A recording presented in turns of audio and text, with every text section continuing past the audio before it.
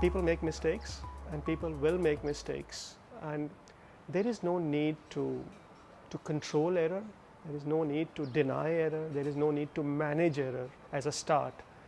The most important thing is to embrace error and sit with that person who made a mistake and have a coffee with them and just listen to them. 15 seconds, that's it. And then you can decide there is place for accountability, there is place for responsibility, there is place for disciplining, and there is place for punishing. Everything, you can put the bureaucracy there. But one must come to a meeting with the mindset of listening and understanding first before we get to that stage. Yes. That was the central message, and I think language gives us the power to do that, to reflect on our own words and our own decisions.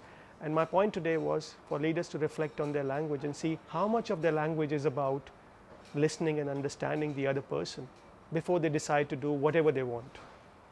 Listen for 20 seconds and that's it.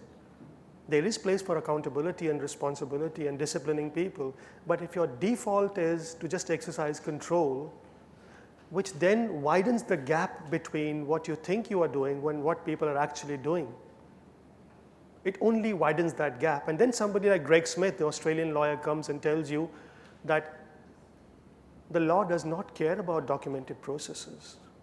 What the law cares about is how 5 or more people actually do the work. That's your process.